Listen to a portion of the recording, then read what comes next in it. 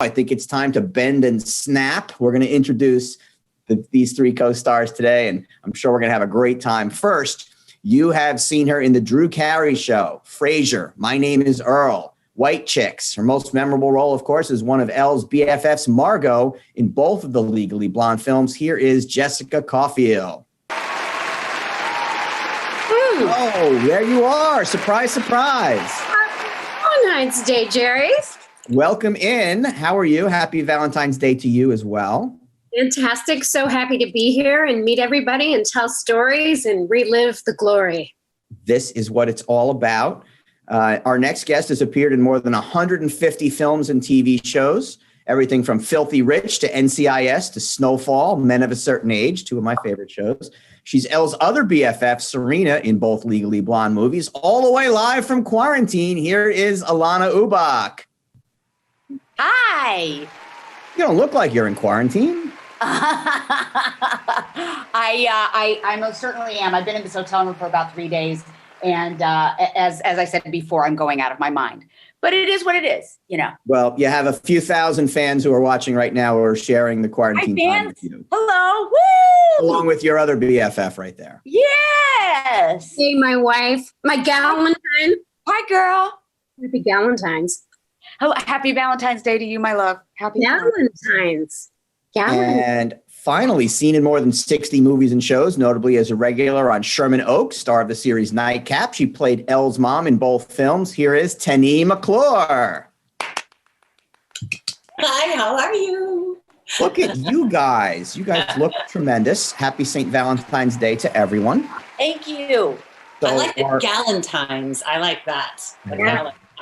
Our chat rooms are blowing up. We've got people from Oregon, Philadelphia, Florida, Vegas, Cleveland, Massachusetts, New York, Washington, Virginia, New Jersey. I'm also in New Jersey. All over the place. And they are watching and listening, and they're already chiming in with some questions. But I want to talk about this film and what it's meant for your career. So Alanna and Tane, you guys had both been in a lot of roles. But Jessica was one of your first films, and I know Jess and Alanna, you have an audition story. Tell us what this movie has meant to you guys. Well, it's where Jessica and I fell in love. We met at the audition. It was for the callbacks, and I was called back, and I walked in, and I knew I probably had a chance because my competition was very tall. I remember she was this very tall, very young girl. And I thought, Reese is tiny. I have a shot. She and I worked on Freeway together, and I remember her being very petite. And so it was very easy to light us and to put the camera up to us because, you know, obviously you have to pull back when someone's very tall compared to someone who's very little. So it was easy to shoot us. And so I see Jessica Cauffiel come out of the casting office, and I followed her into the restroom and I kind of pinned her, knocked her. And she put me in the target, and she stalked me into the ladies' room. I did. I was like, she's playing my best friend. I've got to get her. And I always say it takes a hustler to know a hustler. And Jessica and I hit it off immediately. Take it away, Jessica. You tell the story way better than I do. So I was like powdering my nose or whatever, and it was right before we did the reading, and I think it was like 5 or 6 Serenas were all waiting in the waiting room, and Alanna was, yes, the most petite, and that's why I look like an Amazon woman in the film. I'm actually only a 5'4", not even, but Reese and Alanna are so teeny that when people meet me, they think I've had some kind of reductive leg surgery because I'm actually really short. But so they, there were the brunettes were in there, and I was touching up my powder, and I hear this in the corner, hey kid, you got some lip gloss, you got a red lip? I'm like, what the? Got a red lip? Who is this? So ballsy. I need a red lip. It's nothing like a nice red lip. This is too pink. I need a nice red lip. Here. And she comes over and starts digging through my purse. I don't know who this person is. And she has the lady balls to to dig into my purse and start going through my makeup bag, takes a lipstick. She was so funny and so charming and so intrepid, so courageous and so fearless. I was like, I don't know who this lady is, but she's the one. And immediately we hit it off in the bathroom. We started laughing. We forgot. We thought we were like at a bar, sharing things in our purses. And she says, yeah, oh, you're playing Margot, right? And I said, yeah, are you here for Serena? And she says, yeah, kid, I got to make rent. I got to make rent this. I was broke. She was like, this landlord, he makes the moves on. If I don't pay the rent, he's going to, start breathing down my neck. Sleep with him. She said, can you help me out? And that's where I fell in love with her. I took one look at her face and she could have been totally full of, it didn't matter because she was so charming and so funny. So I literally went back into the casting room and I told the producers and Robert, the director, and the writers, Karen and QB were also there. I told them I needed a few minutes because I really had to go. I had to have like beans. I made something up so I could buy like 5 more minutes. I took my sides, Alanna and I in the bathroom, read through the sides together, and we wrote in beats like this line, double take, this line, turn, this line, put up your hand. So we coordinated beats with the lines so that we were in the entire thing. Yeah. And so it was synchronous. So we're in synchronicity. And when we went into the actual audition, it was so terrible to me. I'm going straight to hell for this one, but not really because it was destiny. All the other actresses, I still feel so bad, who came in. I was like that bad hungover casting director. I wasn't hungover, but who sits there and just goes, we walked to the store. I thought you were mad at me. Don't look at me. I threw it. I threw the audition for Alanna. I stared down at my sides and read completely unemotionless. Unemotionless. That was very Margot. Still blonde after all these years. So I read it, and Alanna comes in and I jump up and go, Alanna, oh my God, it's so good to see you. So we act like we're friends. They think we've known each other forever. I jump up, I do the scenes with her, and we do all our coordinated little moves, and they thought we'd known each other forever. And that was it. Margot and Serena were born in that moment, and she got the job like that day. I think they were kind of like, it's over. Well, you can barely find a frame of the film where both of you aren't in it together. Yeah. You guys were terrific too. Love you guys. Yeah, freaking frack.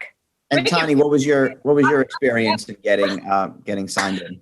Mine wasn't quite like that because I love that story. That is so good. No, I don't know. Did you guys remember the first script? Had anybody noticed my character in the initial script? My lines were. There were so many different versions of the film. Which was in the original? The version that I got originally was pretty racy. Not only did I have a conversation with Reese in the film about Hawaiian Tropics, honey, you were first runner-up in the Miss Hawaiian Tropics contest. That line, but I had this whole line about how to control a man, and it was sexual. Oh. Yes. And it was, the producers sent me not like overly, it was like. Margot had lines like that, really dirty. I mean, right? They were X-rated. Some of those lines were racy. They were great. They were. I mean, I'm trying to remember. One of the guys sent me some of the outtakes that weren't in the film of all these wild and crazy little, racy lines that I was saying to Reese and as Elle about, how to get a man and control a man. And, you don't know, let me just explain it. You have the outtakes. How'd you get those? Alanna, we've got to get remember the guy that, this makes me feel bad. I can't think of it. They called me and they said, they love these scenes and they sent them to me. And I wish they're probably on a VCR. Somebody on the inside. On a VCR. Yeah. On a VCR somewhere. It's terrible. Or a DVD someplace. But when I went for the audition, I remember there's all different kinds of people in there, all different types of looks. And I was kind of surprised because I felt when I walked in there and I'm like, nobody looks like Reese Witherspoon because I knew she had the part. And I'm like, okay, I got this, And I did heavy makeup and my hair was all dutied up, like similar to how it is in the film, right? So this is little inside story. I show up on set and I have no makeup on and my hair is blown really, really straight. And all of a sudden I see the director, the producers are all, I'm telling you, I thought I was fired. And I was like, what happened? And they just thought I didn't look, what? your stomach where you suddenly like looking for the bucket to throw up in? Yeah, and I'm like, what's happening? What's happening? And apparently I look so different than my audition, you know, that they were freaking out. But the makeup artist came up to me and said, what's going on? What's going on? They go, oh, you know, they just, so they did me up like that. So it ended up being great. But I love getting this movie. Aquanet, right? I mean, your hair is like a monolithic structure. the you know, the pound of hair. I'm telling you, look how it looks like it's like here. My hair was like so long. Anyways, that's my story, but it was fun, even though my part got shrunk. But yeah, but it was so memorable. I mean, everybody stole a scene. Oh my God. stole the scene for Halloween. I mean, like still. I mean, it's an iconic. Your moments are iconic. They're iconic. Okay. I have a confession to make. I watched the movie again yesterday. Wow. Because I just wanted to refresh. And I have to say, I mean, of course it's in my memory banks and I watch it half the time when it's on, but you two, so fantastic. We hope you're enjoying this Wizard World panel preview. To watch the remainder of the panel, please click the full panel link in the description below or visit wizardworld.com for more information. This is John Glover, and you are watching Fandom Spotlight. Be sure to like, share, and subscribe. Lionel Luther recommends it. Have some fun. Follow your fandom.